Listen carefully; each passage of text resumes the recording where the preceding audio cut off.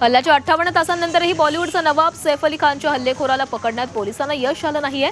दरम्यान सुतारकाम करणाऱ्या संशयिताला चौकशीनंतर पोलिसांनी सोडून दिलंय।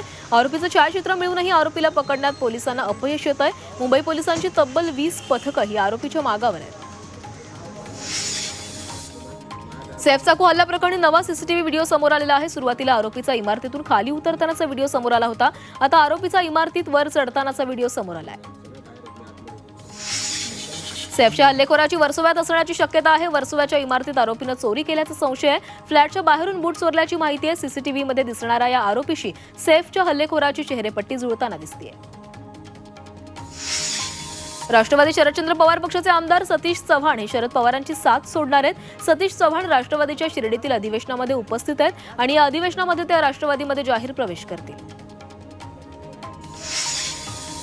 मुंबईत भाजप आणि राष्ट्रीय स्वयंसेवक संघाची बैठक आयोजित करण्यात आली आहे। आज आणि उद्या अशी 2 दिवस ही बैठक होणार आहे। या बैठकीला भाजपचे सर्व मंत्री आणि संघाचे ज्येष्ठ पदाधिकारी उपस्थित असतील। मुंबईतील यशवंत भवन इथे ही बैठक होणार आहे। आगामी मुंबई महानगरपालिकेच्या निवडणुकीच्या पार्श्वभूमीवर या बैठकीला महत्त्व प्राप्त झालंय।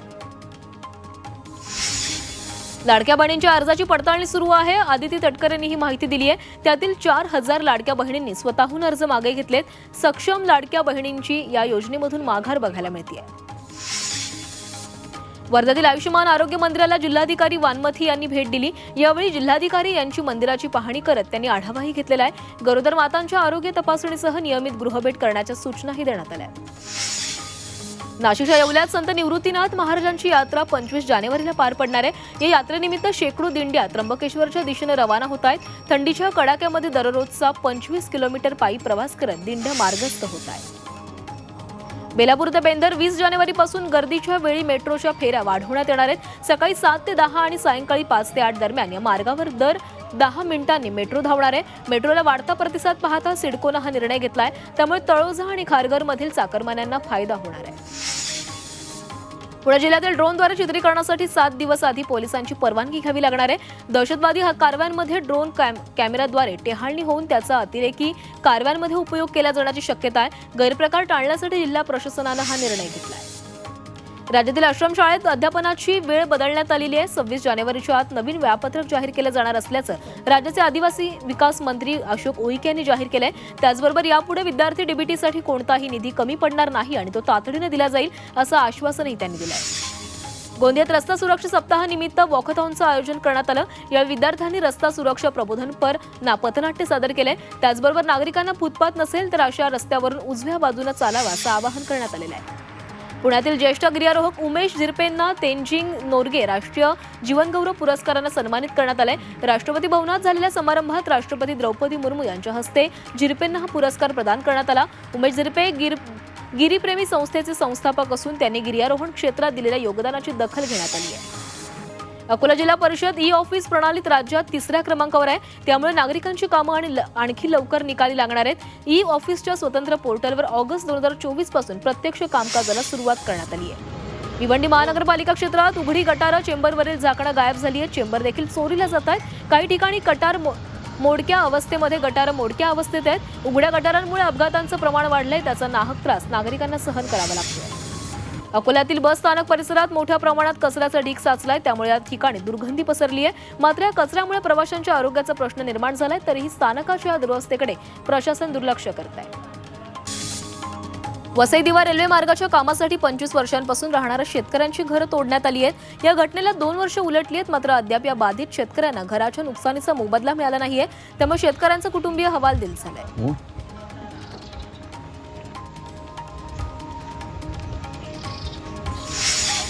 शहापुरातील कृषी उत्पन्न बाजार समितीत भाजीपाल्याची आवक वाढली आहे। भाजीपाल्याच्या दरात घसरण झाल्यानं नागरिकांना दिलासा मिळालाय। मात्र शेतकरी आर्थिक संकटात सापडलाय। वाशिममध्ये यंदा रब्बीच्या हंगामात करडईच्या क्षेत्रात दुप्पट वाढ झाली। जिल्ह्यात सरासरी 391 क्षेत्रावर करडईची पेरणी अपेक्षित होती, पण यंदा 758 हेक्टर क्षेत्रावर रब्बीची पेरणी झाली आहे। त्यामुळे शेतकरी पुन्हा जुन्या पिकाकडे वळताना दिसतोय। तब्बल 14 वर्षांनंतर संजय गांधी राष्ट्रीय उद्यानामध्ये सिंहाच्या छाव्याचा जन्म झालाय। संजय गांधी राष्ट्रीय उद्यानाच्या स्थापना दिवशीच सिंहाच्या छाव्याचा जन्म झाला। मानस आणि मानसीची जोडी 2022 साली गुजरातमधून इथं आणण्यात आलेली होती। मानसी सिंहिणीनं छाव्याला जन्म दिलाय। आंबेगाव तालुक्यात बिबट्याची दहशत पाहायला मिळते। पारगावमध्ये बिबट्या चक्क घराच्या गच्चीत जाऊन बसला।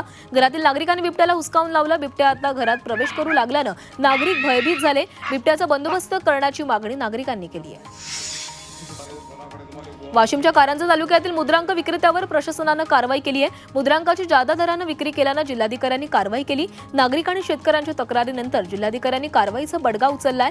चौकशी पूर्ण होईपर्यंत परवाना निलंबित राहणार आहे। वाशिममध्ये कारचा भीषण अपघात झाला। या अपघातात 2 जण गंभीर जखमी झालेत। कार चालकाचं नियंत्रण सुटल्यानं अपघात झाल्याची प्राथमिक माहिती आहे। दरम्यान कारचं मोठं नुकसान झालंय। पुण्यातील नारायण गावात एका भीषण अपघातात 9 जणांचा मृत्यू झालाय आणि 7 जण गंभीर जखमी झालेत। मात्र या अपघातातील आरोपी फरार झाला होता। या आरोपीला स्थानिक गुन्हे शाखेनं चाकणमधून अटक केली। नाशिकच्या येवल्यात एका भरधाव कारनं 3 वाहनांना धडक दिली आहे। या अपघातात दुचाकीवरील पती पत्नी गंभीर जखमी झालेत। त्यामुळे या जखमींना रुग्णालयामध्ये उपचारासाठी दाखल करण्यात आले। बीड जिल्ह्यात अगोदरच दहशतीचं वातावरण पसरलेलं असतानाच पुन्हा एकदा गोळीबाराची घटना घडली आहे। प्रेम प्रकरणातून तरुणानं गोळीबार केलाय। मुलीनं तरुणाला नकार दिल्यानं संतापाच्या भरात या तरुणानं गोळीबार केलाय। पोलिसांनी त्याला अटक केली आहे। वर्ध्यातील नांदोरा शिवारात पोलिसांनी दारूबंदी कायद्यान्वये छापा टाकून कारवाई केली आहे। या कारवाईत 4,22,000 रुपयांचं साहित्य जप्त करण्यात आलंय। या प्रकरणी एका आरोपीला विरोधात गुन्हा दाखल करण्यात आलाय। पिंपरी चिंचवडमध्ये दुचाकी चोरी प्रकरणी सराईत चोरट्याला अटक करण्यात आली आहे। यावेळी या आरोपीकडून 5 लाख रुपये किमतीच्या 9 दुचाकी जप्त करण्यात आल्यात। त्याचबरोबर 6 लाख रुपयांचा मुद्देमालही जप्त करण्यात आलाय। सांगली मिरज शहरांमधील सराईत चोरांना पोलिसांनी अटक केली आहे। 2 चोरट्यांकडून सोन्या चांदीच्या दागिन्यांसह 8.5 लाखांचा मुद्देमाल जप्त करण्यात आलाय। त्यांच्याकडून चोरीचे 8 गुन्हे दाखल उघड झालेले आहेत। नंदुरबारमध्ये स्थानिक गुन्हे अन्वेषण शाखेच्या वतीनं मोठी कारवाई करण्यात आली आहे। या कारवाईत विविध गुन्ह्यातील चोरी झालेले 23,34,000 रुपयांचे सोने चांदीचे दागिने जप्त करण्यात आले। या प्रकरणी 5 आरोपींना मध्य प्रदेशमधून अटक करण्यात आली आहे। बनावट कागदपत्रांच्या आधारे तब्बल 20 वर्ष भारतात राहणाऱ्या बांगलादेशी नागरिकाला पुणे पोलिसांनी अटक केली आहे। एहसान हाफिज शेख असे या बांगलादेशी नागरिकाचं नाव आहे। त्याच्याकडे बनावट जन्मदाखल्यासह बनावट आधार कार्ड, बनावट पॅन कार्ड, पासपोर्ट सापडलेले आहेत। तसंच पाकिस्तानसह अनेक देशांची चलनं देखील आढळून आली आहेत। पुण्यात 23 वरिष्ठ पोलीस निरीक्षकांच्या बदल्या करण्यात आल्यात। यामध्ये वाहतूक गुन्हे अन्वेषण शाखेतील अधिकाऱ्यांचा यामध्ये समावेश आहे। कायदा सुव्यवस्थेवरून झालेल्या टीकेनंतर आयुक्त ॲक्शन मोडवर आलेत। कोयता गँग गोळीबाराच्या घटनांमुळे बदल्या केल्याची चर्चा आहे। उल्हासनगरातील आशवळे गावात चोरट्यांनी घरांना बाहेरून कड्या लावून घरात चोरी केल्याची घटना घडली आहे। ही घटना सीसीटीव्हीमध्ये चित्रित झाली आहे। मात्र अद्याप या चोरीची तक्रार दाखल करण्यात आली नाहीये। अंजली दमानी यांनी धनंजय मुंडेंवर गंभीर आरोप केलेत। राजश्री मुंडे व्यंकटेश्वर कंपनीच्या संचालक आहेत। मुंडेंच्या पत्नीकडे लाभाचं पद कसं असं सवाल टू द पॉइंट या मुलाखतीमधून दमानी यांनी केलाय। वाल्मिक कराडच्या दुसऱ्या पत्नीचं नाव ज्योती मंगल जाधव असल्याचं कळतंय। त्या कोण आहेत? त्यांच्या नावानं सोलापुरात 4 सातबारे आहेत असा दावा सामाजिक कार्यकर्त्या अंजली दमानी यांनी केलाय। ईडीनं या प्रकरणाची चौकशी करावी अशी मागणी त्यांनी ट्विटरवरून केली आहे। बीड प्रकरणात सीएमकडून उज्ज्वल निकमांच्या नियुक्तीचे संकेत देण्यात आलेले आहेत। उज्ज्वल निकमांच्या नियुक्तीवरून राजकारण करू नये असा सल्ला मुख्यमंत्री देवेंद्र फडणवीसांनी विरोधकांना दिलाय। उज्ज्वल निकमांनी केस घेतली की गुन्हेगारांना शिक्षा होते असं फडणवीस म्हणाले। महावितरणच्या वतीनं बसवण्यात येणाऱ्या स्मार्ट मीटरला मनसेनं विरोध केलाय। सोलापूरचे जिल्हाध्यक्ष प्रशांत गिड्डेंनी महावितरणच्या अधीक्षकांना निवेदन दिलंय। स्मार्ट मीटर बसवण्याचं काम तातडीनं थांबवा, अन्यथा मनसे स्टाईलनं आंदोलन करू असा इशारा देण्यात आला। अकोल्यातील शासकीय वैद्यकीय महाविद्यालय आणि सर्वोपचार रुग्णालयाचा काँग्रेसचे आमदार साजिद खान पठाण यांनी आढावा घेतलाय। सर्वोपचार रुग्णालयामध्ये येणाऱ्या रुग्णांची गैरसोय होणार नाही याची दक्षता घ्यावी असे निर्देश यावेळी देण्यात आले। त्याचबरोबर आमदार पठाण यांनी रुग्णांशी संवाद साधला। खासगी दवाखान्यात रुग्णांची लूट होते। रुग्णांकडून अनियंत्रित पद्धतीने पैसे उकळले जातात। यावर नियंत्रण आणण्यासाठी लवकरच कायदा करणार असल्याची माहिती आरोग्यमंत्री प्रकाश आबिटकर यांनी दिली आहे।